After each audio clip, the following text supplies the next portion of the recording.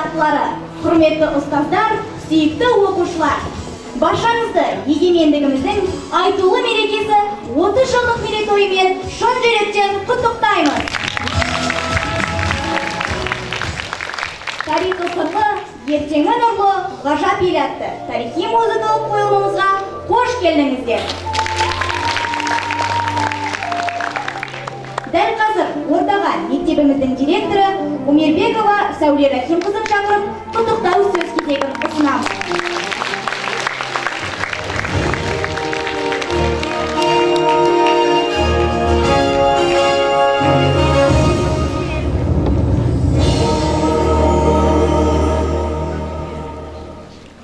Қымбатты мектеп қызымы, әріптестер, оқушылар, алдымызда келе жатқан үлкен мереке, ұлы мереке, тәуелсіздігіміздің 30 жылдығы баршамызға да құтты болсын. Осы залада отырған мектеп мұғалімдері, мектеп жұмысшылары, сіздер осы 30 жылдың ішінде аянбай еңбек етіп, биылғы біздің өмірімізге қосқан үлесіңіз үлкен. Себебі біздер ойлаймыз, елдің болашағын үкімет шешеді, елдің болашағын басшылар шешеді, бірақ негізінде елдің болашағын, біздің Қазақстанымыздың болашағы біріншіден сіздердің қолдарыңызда. Сіздер шаршамай еңбек еттіңдер. Сіздер 90-шы жылдары үлкендерде дым болмағанда балдарды оқыттыңдар. Сағат 8-де тұрып, бір юбка, бір блузканы күнде өтектеп жұмысқа келдіңдер. Осындай еңбектеріңіз үшін мен сіздерге шын жүректен алғысымды білдіргім келеді. Рахмет. Осы залда отырған балдарымыздың ата-аналарын оқытқан сіздерсіңдер. Биылғы жүлделі орындарды біздің елімізге, біздің мектебімізге әкелген балдарды оқытқан сіздерсіңдер. Елдің болашағы сіздердің қолдарыңызда. Біріншіден сіздерге көп денсаулық тілеймін. Зор денсаулық тілеймін. Бала-шағалардың сөздерін аман-сау болыңдар. Ал біздің балдарымызға тілейтінім ол осы сіздердің ата-аналарыңыз, сіздердің ата-бабаларыңыз ғасырдан ғасырға аңсаған, күткен біздің тәуелсіздігіміздің туын жоғары ұстаңдар. Себебі менің ойымша біздің тәуелсіздігіміздің ең негізгі нәтижесінің бірі ол Назарбаев Зияткерлік мектептері және біздің балдарымыз. Себебі тек қана болашағын ойлайтын үкімет осындай мектептерді ашады. Тек қана болашағын ойлайтын үкімет осыншама қаражатты сіздердің оқуларын болашақтарыңызға салады. Оны түсіне біліңдер. Күнде өздеріңіз ата-аналарыңызға, мұғалімдеріңізге ризашылықтарыңызды білдіріңдер. Аспандарыңыз ашық болсын, сіздерге ақ жол тілеймін. Еліміз тыныш болсын, аспандарымыз ашық болсын. Осы біздің мектебімізде, себебі біздің мектебіміз ол кішкентай ұжым, кішкентай ғана мемлекет. Сіздер осы біздің мектебіміз ішінде мына техничка апайларымызға рахметтеріңізді айтып жүрсеңдер. Олардың жұмыстарын бағалай білсеңдер. Ертең сіздерді де, сіздің балдарыңыз бағалай біледі, сіздің еңбектеріңізді. Осы кішкентай ұжымда сіздер оны біле жүрсеңдер, ертең үлкен үкіметке де тап осылай қызмет етесіңдер. Біздің еліміз үшін, болашағымыз үшін қол шапалақтайық. Өздеріңіз үшін, ел үшін.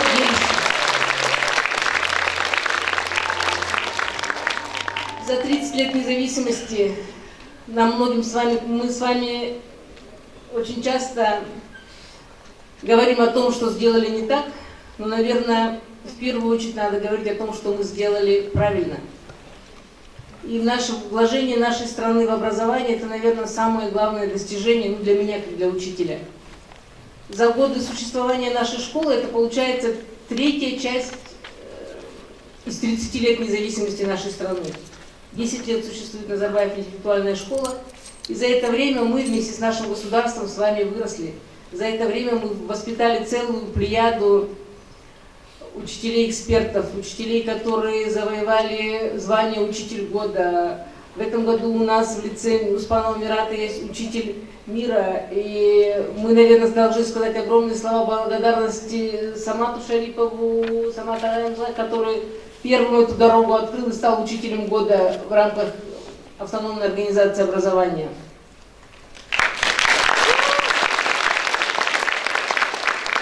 За годы работы нашей школы в этом году мы достигли огромных результатов на международной олимпиаде золота. Впервые за всю историю Казахстана золото нашей стране принес Валиев Рустам.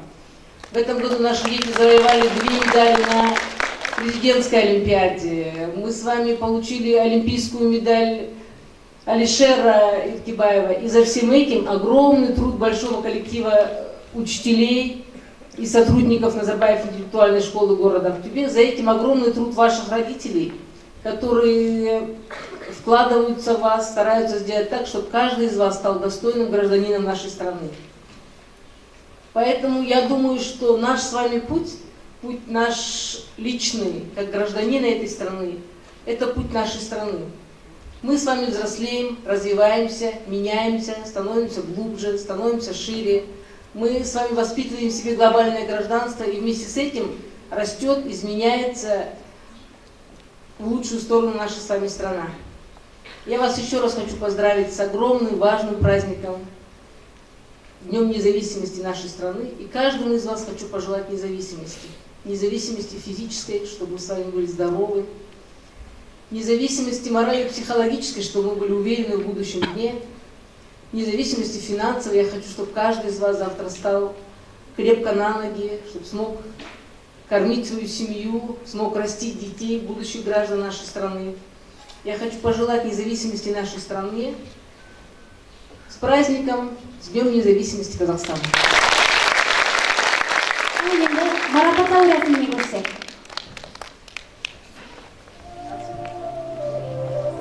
Назарбаев зияткерлік мектептерінде жас ұрпаққа білім және тәрбие берудегі жоғары кәсібилігі және педагогикалық шеберлігі үшін Минжасарова Айгүл қуанышевна марапатталады. Назарбаев зияткерлік мектебінің Шамшидинованың қолымен құрмет грамотасы.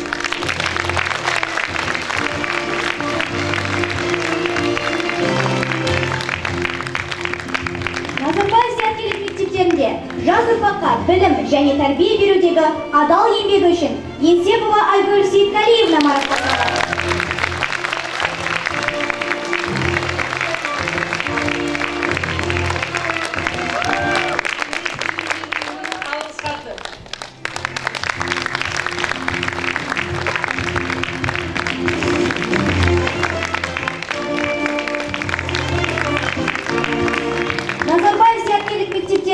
Жас ұрпаққа білім және тәрбие берудегі адал еңбегі үшін Құшымбаева Нұргүл Естілеуқызы марапатталады.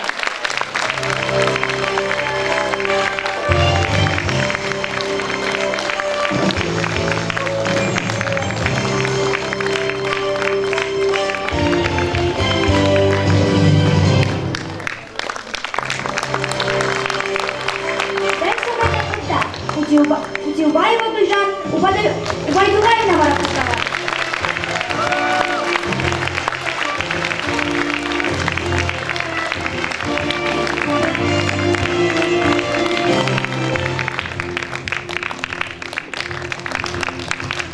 Назарбаев зияткерлік мектептерінде жас ұрпаққа білім және тәрбие берудегі адал еңбегі үшін Жакиева Бибигүл Асылбековна марапатталады.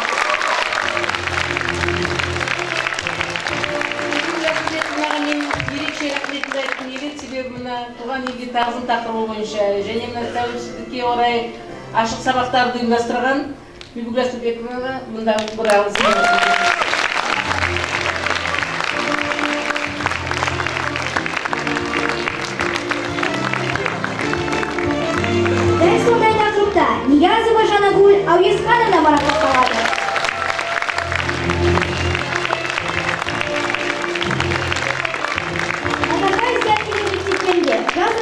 bilim және тәрбие берудегі адал еңбегі үшін Айткулова Күріш Байзақова марапатталады. Дәл сондай тақырыпта Мусалинов Евгений Кузаевич марапатталады.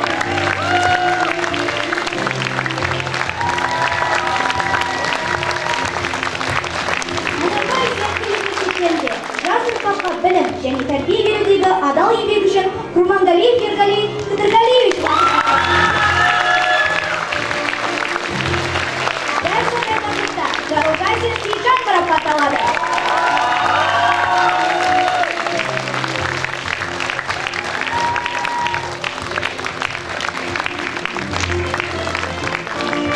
Назарбаев зияткерлік мектептерінде жас ұрпаққа білім және тәрбие берудегі адал еңбегі үшін Оразалин Айнагүл Кенжеғалиева марапатталады. Сейітжан ағай біздің бірінші жұмысшымыз осы жұмысқа қабылданған.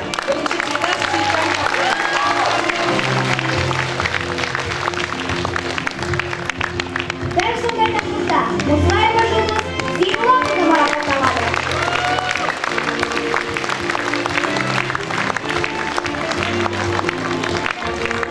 Назарбаев зияткерлік мектептерінде жас ұрпаққа білім және тәрбие берудегі адал еңбегі үшін Карасаева Саулия Мадетқызы марапатталады.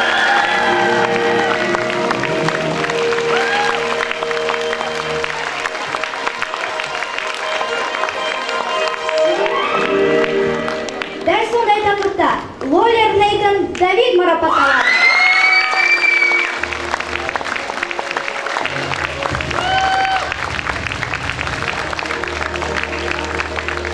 Назарбаев зияткерлік мектептерінде жас ұрпаққа білім және тәрбие берудегі адал еңбегі үшін Вайсова Гүлмира Маркизовна марапатталады.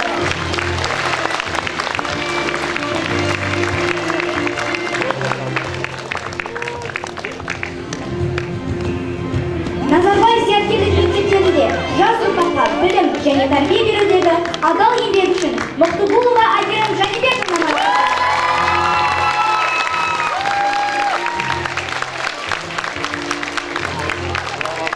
Дәл сондай тақырыпта Садықова Райгүл Жалғасқызы марапатталады.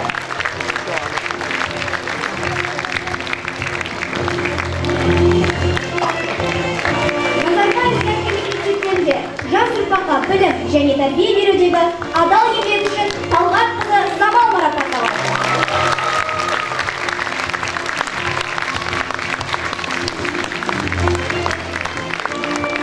Дәл сондай тақырыпта Ержанов Артур Сакенович марапатталады.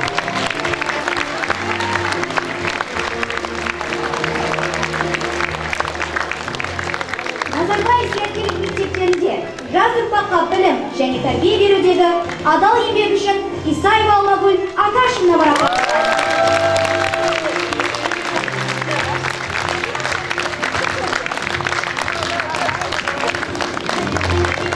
Дәл сондай тақырыпта Иванова Ольга Николаевна марапатталады.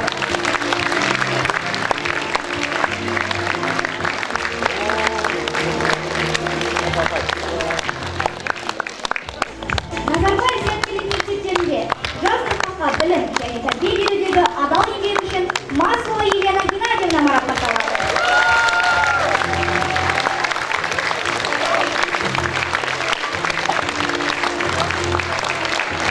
Дәл сондай тақырыпта Амангелді Бауыржан Төлегенұлы марапатталады.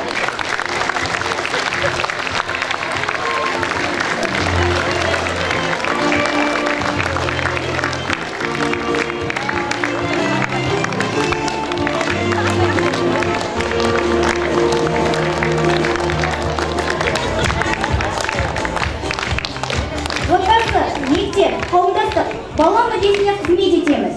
12-ші халықаралық ғылыми-тәжірибелік конференциясына онлайн форматта қатысқаны үшін Татьяна Султангалиева марапатталады.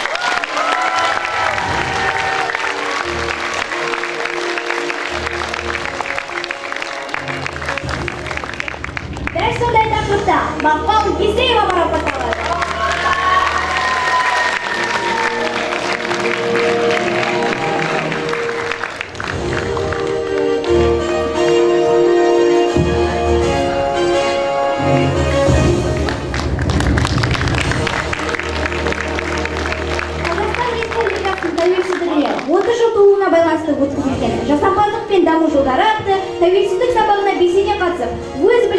көрсеткені үшін 12-ші класс оқушысы Олжас Сұлтангереев марапатталады.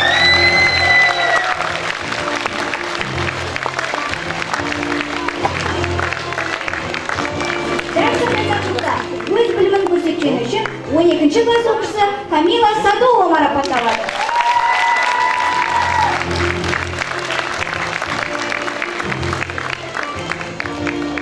Дәл сондай тақырыпта өз білімін көрсеткені үшін 12-ші класс оқушысы Кенжебаева Айдана марапатталады.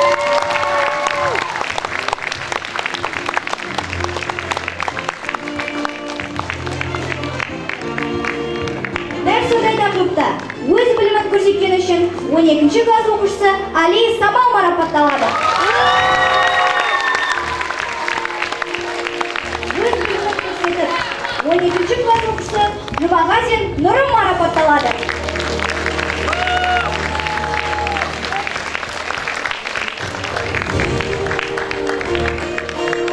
Дәл сондай тақырыпта өз білімін көрсеткені үшін 11-ші класс оқушысы Мұхиядинов Бақдәулет марапатталады.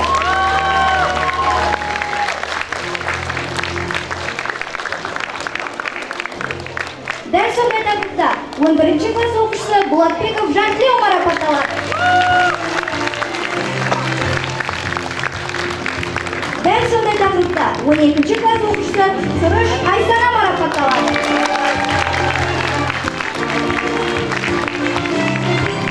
12-ші класс оқушысы Арман Жалғасбаев марапатталады.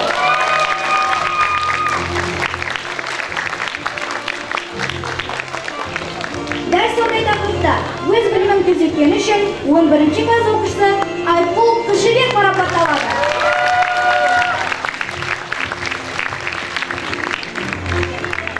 Дәл сондай тақырыпта өз білімін көрсеткені үшін 12-ші класс оқушысы Лязат Шамилова марапатталады.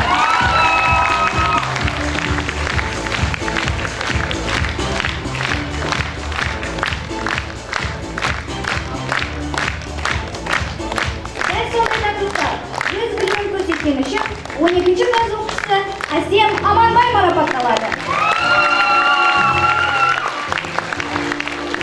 Дәл сондай тақырыпта 12-ші класс оқушысы Нұрайна Дүйсенова марапатталады.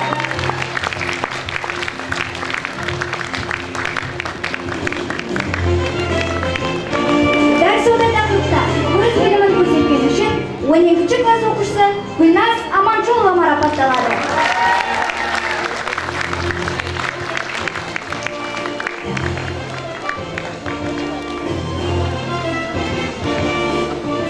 Өз білімін көрсеткені үшін 12-ші класс оқушысы Абдрахманова Назерке марапатталады.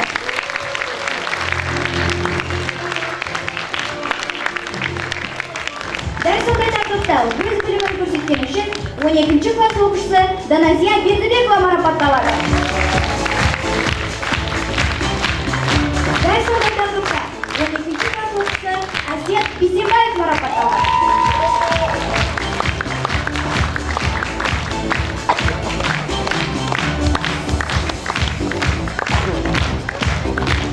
Дәл сондай тақырыпта 11-ші класс оқушысы Ажар Кулкусинова марапатталады.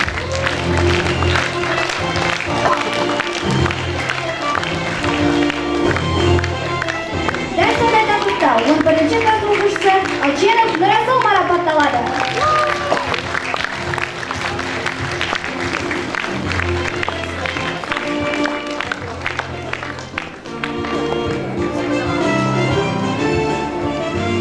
Назарбаев зияткерлік мектептері дербес білім беру ұйымы 9-ші және 12-ші сынып оқушылар арасында Қазақстан Республикасы тәуелсіздігінің 30 жылдығына арналған Discover Қазақстан ағылшын тілінде эссе байқауы өткізілген болатын. Осы байқауда белсенділік танытқан үздік эссе иелерін хабарлауға рұқсат етіңіздер.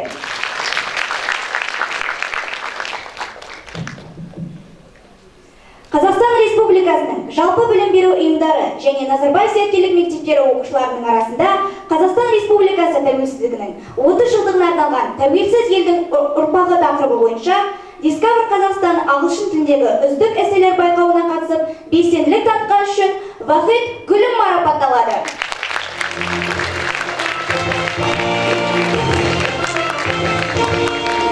Дәл сондай тақырыпта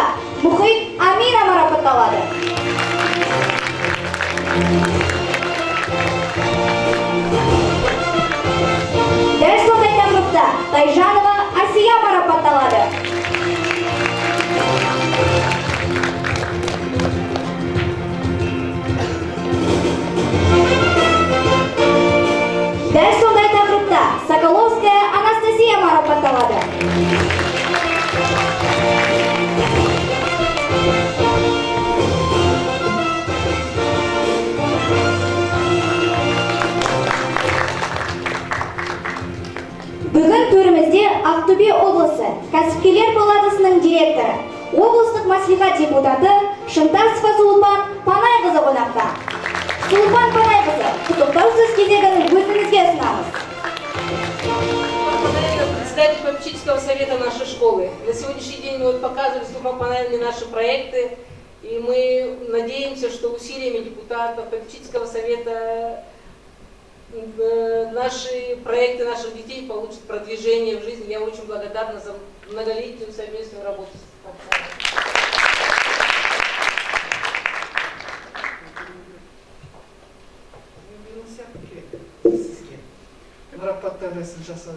Құрметті жерлестер, құрметті ақтөбеліктер, мен бүгін өте қуаныштымын, толқынып тұрмын, балдарды көріп, бәріңізді бүгін көргеніме, енді біздің еліміздің 30 жылдығы 1-2 күнге кейін мейрамы келеді. 91 жыл біздің кешегідей болған сияқты. Жаңағы өзіміздің елбасымыз бағдарлама 20-30 дегенде бізді өзімізге сенбеп едік, ішімізден шындығын айту керек, алдымызда балдар отыр, бірақ ол қойған мақсаттар бәрі орындалды, одан да ерте. Сондықтан мен ойлаймын, енді 20-50 деп бағдарлама шықты. Соны да жаңа қазір орындап келе жатырмыз. Қойған мақсаттар бәрі істеліп жатыр. Бірақ сол 91 жылдағы қандай қиын жағдайға біздің еліміз болып қойғанына, соны біздің көбісінде мына ата-аналар есінде шығар, қандай қиын жағдай болған біздің экономикада, өзіміздің елімізде. Бүгінге мына өскен балдар, мына отырған алдымызда балдар сенбейді, свет болмағанына, нандың мәселесі шешілмегеніне. Соның 30 жылдың ішінде біраз мәселелер шешілді. Енді жаңа Сәуле Рахымқызы өте жақсы айтты. Ел ойлайтын адам мектеп салады деп. Мына біздің елбасымыздың өте сондай ұсынысы керемет болып шықты. Мынандай мектептерді салып, ғимараттарды салып. Енді қазіргі таңда білім саласында осы мектеп ол үлгі алатын мектеп. Солай ба, Сәуле Рахимовна? Басқа мектептер салынған. Осындай Назарбаевтың мектебі сияқты болу керек. Сондай жоспар тұр. Сондықтан сондай мектептер көп болады елімізде. Біздің балдарымыздың елдің азаматы, бүкіл әлем танып жатыр енді балдарымызды. Қазақ дегенді кім екенін біз белгілі. Біздің жалауымыз әр мекемеде өзі жоғары ұстап шығарып жатыр балдар, атағын шығарып жатыр. Сондықтан мен бәрімізге де, бүкіл халыққа, бүкіл елімізге 30 жылдығы мейрамы құтты болсын, денсаулық тілеймін баршаңызға да біріншіден. Енді мына індеттен тездетіп құтылып, тағы да баяғы қалпымызға келіп, одан да артық, одан да күшті болатын мемлекет болсын деп тілегім айтқым келеді. Біздің балдарымызға сенеміз, балдар әрқашанда қазақ халқы балдарға білімді болсын деп, Абай атамыздың айтқанында бар. Оны келтіруге сөзін қайталауға келгім келмейді, бірақ айтайын дегенім, әрқашанда қазақ баласы балдарын оқытып білімді болсын деп, ешкімнен кем болмасын деп сондай талап қояды.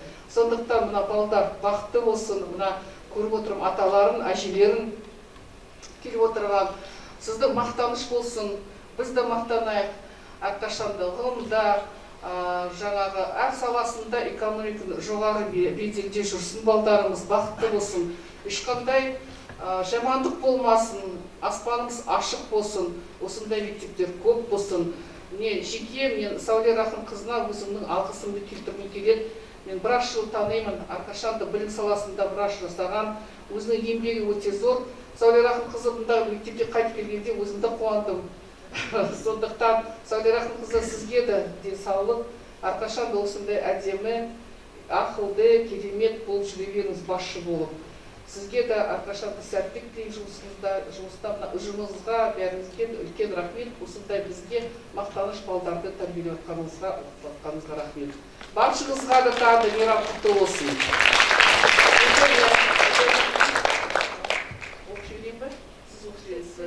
Сіз оқыңыз, керемет оқып тұрсыз.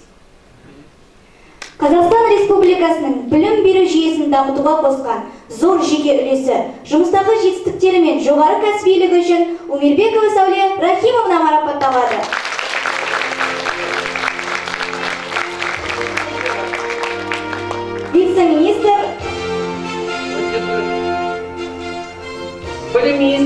вице-министрі Асылова Бибигуль.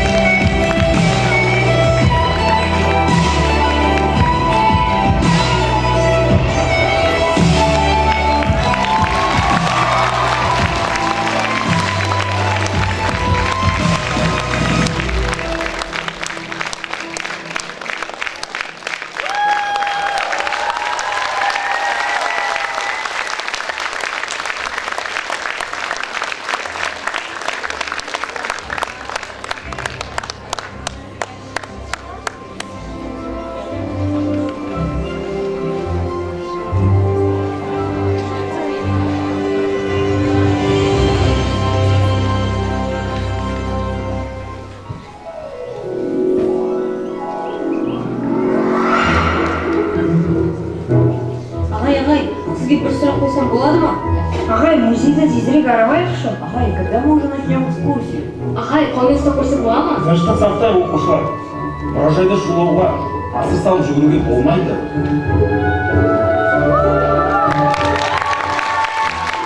Оқушылар, біздің мұражайымызға қош келдіңіздер. Сіздерді көргеніме өте қуаныштымын. Біз Назарбаев зияткерлік мектебінің бір топ оқушылары тарихи саяхатқа келдік. Әрине, өз еліміз жайында білеріміз көп. Сонда да ізденіске құлшынып, өз көзімізбен көргіміз келді. Шіркін, осы жансыз экспонаттардың барлығына жан бітіп, шынайы кезеңге тап болсақ қой. Ой, Азамат, не неси чушь. Разве такое возможно? Это может случиться только в какой-нибудь сказке. Неге? Күшті емес па қайта? Мен тарих ойнауына үңіліп, толғалармен тілдесуді армандаймын. Ағай да бізге түсіндіріп шаршамайды. Эх, если бы такое чудо и вправду произошло, я бы в первую очередь был благодарен за этот счастливый день. Не болып жатыр? Айым, Азамат, ты куда?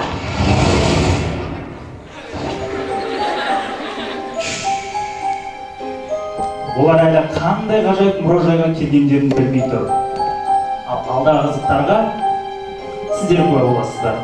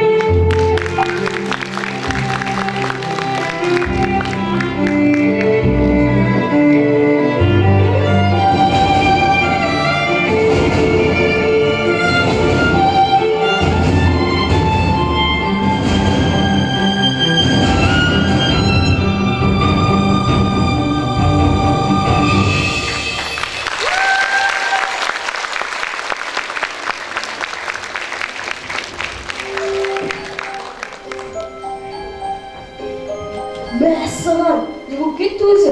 Ағай, мен тек картинаны жақыннан көргім келіп еді. Тіріліп кеткендей болды ма? Жоқ әлде маған елестеді ма? Азамат, больше никогда не шути так. Мы до ужаса испугались. Жарайды оқушылар, саяхатымызды бастайық. Ең алдымен сіздерге мынандай сұрақ. Тәуелсіздік тарихы деген уақытта көздеріңізге не елестейді? Ең алдымен ұлан ғайыр атырап, қазақтың алтын бесік, ата жұртымызды сақтап қалған, найзасын жауға жүрек, қылышын қайраған батырлар мен хандарды еске аламын. Сұрапыл соғыста, қан мен тер төгілген қиын кезеңде, желтоқсан құрбандар. Ну а я с грустью вспоминаю сложнейшие периоды революции и голода. Сөздерін орынды балалар. Көрдіңіздер ме? Қазақ халқы өте ауыр кезеңдерден өтті. Сіздер тізген тарих еліміздің қасіретті, шерлі тарих беттері. Өсерге өткенін ұмытпайды деген. Қай жерге тоқтаған еді? Ашаршылық ағай. Ағай, сонда шынымен де ішекке ас табылмайтын қиын кезең болған ба? Иә балалар, ашаршылық өте ауыр кезеңдердің бірі еді. Ашаршылық, сенің ащы айғағың, аян болған аяныш пен айбарың, арыз айтып кетті келер ұрпаққа, ауыр жылда құрбан болған қаймағы. Қарт келеді, азып, тозып, қалжырап, қос иығы еңкіш тартып, салбырап, қара бала үй алдында отырды, қиялынан бір-ақ үзім нан сұрап.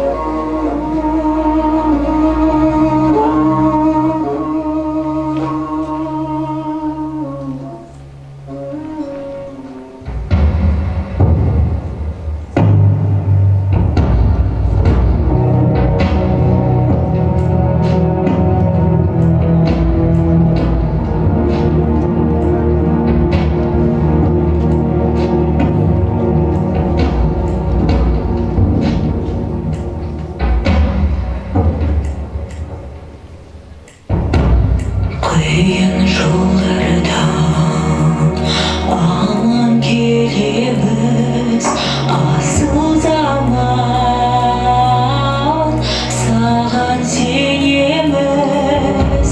Жарқын өмір, жақсы күндер, арнап сәлем береміз.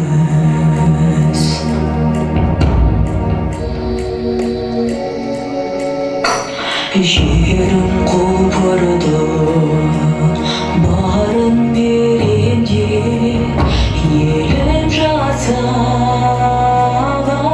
жатар еңбек. Арысымыз тасып жатыр, алға бастық жеделдеп. Жайнап жұлдыз көлінде тұр ғой жарқырап, көңіл көзді көп арбайды, құйалымды түгел тартып. Отан анадан қуат аламыз, алға жеңіспен біз барамыз. Мақта бұлбұл сайрайды озақ, жайнайды кең даламыз. Жайнап өмір жұлдыз көлінде тұр ғой жарқырап, көңіл көзді көп арбайды, құйалымды түгел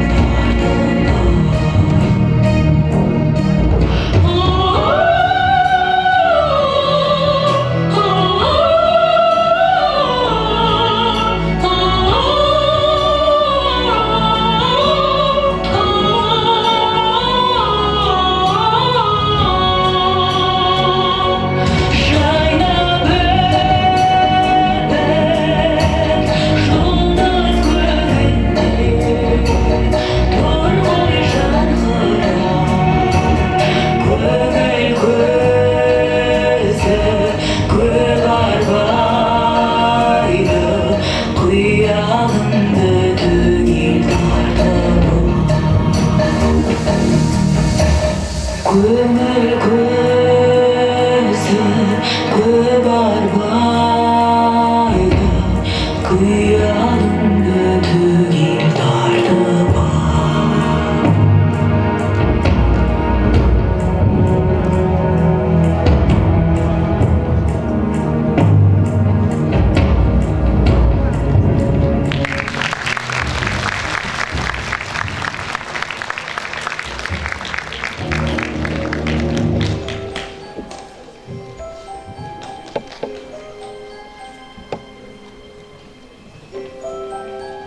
Друзья, мы ведь сейчас живем в достатке и благополучии, верно?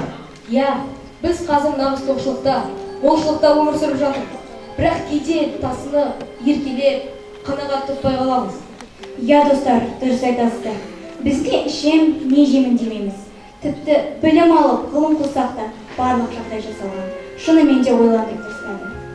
Өткенге қарай отырып, шексіз мүмкіндіктерді түсінгендеріне өте қуаныштымын. Ал саяхатымызды әрі қарай жалғастырайық. Қазақ халқы рухани мәдениетке өте бай халық. Ал рухани мәдениет деп отырғанымыз бұл музыка, қол өнері, сәулет өнері, би өнері. Ал рухани мәдениетіміз өзгелерден ерекшелендіріп тұратын ұлттық болмысымыз. Қарашы, біздің ұлттық киімдеріміз қандай әдемі. Шолпылары сыңғырлап, кең байтақ даламызда асыр салып, би билеп ән шырқаған болар. Иә, бұл қазақ өнерінің жарқын белгісі. Ал балалар, жүріңіздер келесі залға өтейік. Қазақ халқының тағы бір кезеңмен таныс боласыздар.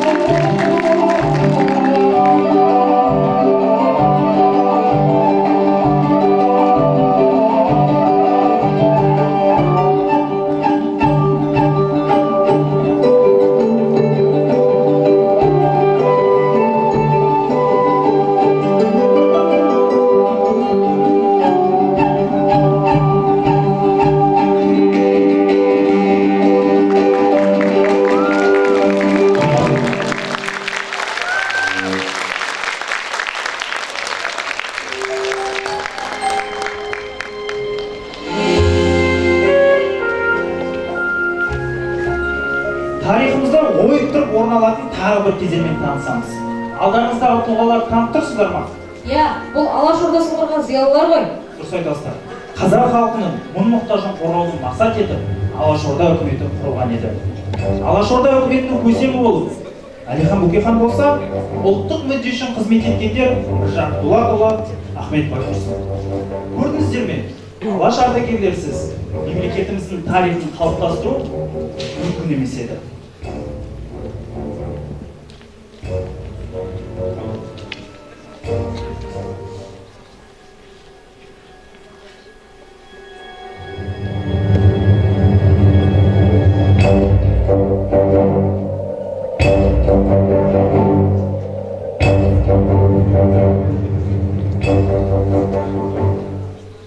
Қаза төңкерісі шығысқа ешқандай өзгеріс келген жоқ.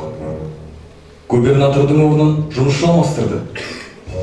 Осы уақытқа дейін шығыс халқы басшылық жұмысқа тартылған жоқ. Егер шаруашылықты басқару республиканың қолына берілмесе, онда ол қандай социалистік революция? Оның патшалық Ресейден айырмашылығы қандай? Лениннің ұлттар туралы саясатына сенсек, сендерді кеңес үкіметіне қызмет етуге шақырады. Сол кезде ұлттық мүддені қаймықпай қорғаңдар. Арамызда барлығы ұлттық мүддені қорғайтындар деп ойламаймын. Төңкерісті біз жасадық деп ұрандап, батыр болып жүргендер бой көтере бастады. Автономия жұмысында сөз бен істің арасында қарама-қайшылық болмауға тиіс әлиханаға. Алашты бастаған соң жат жолдан қалдыруға болмайды. Бізді күшпен таратса да, рухымыз бен санамызға тиісе алмас.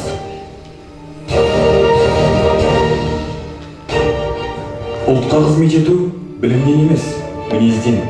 Мінезді болыңдар. Жер, отан. Сол жер үшін әр қазақтың қаны мен тері төгілген. Жердің үстіндегі барлық игілік қазақ ұлтына қызмет ету керек. Оның әрбір түйір тасы әр қазақтың өміріне түйме болып қадалу керек. Отанды сату, ұлтты сатумен бірдей. Басымызға қандай күн туса да қазақ еліне қызмет етуге ант етемін. Ант етемін. Ант етемін.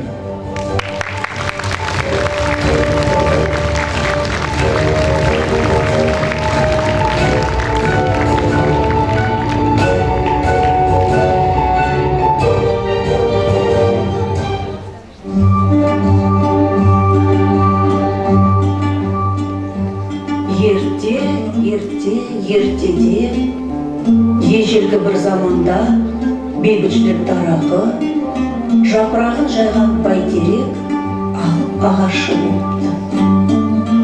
Ежелгі түпкі ұғымында бәйтерек деген сөздің өзі өмір ағашы деген мағынаны білдіреді балам. Міне осы жапырақ жайған алып ағашқа қасиетті құс самұрық айқара жазылған кең қанаттарымен айналасын тұтас жауып ұшып келеді. Ол алтын жұмыртқа күнді салу үшін өмір ағашы бәйтерекке ұмтыла түскен деседі. Қолымда менің алтын күн, жер ана болып толғаттым. Қазақтың арман астанасын апарып, бәйтеректің төбесіне орнаттым.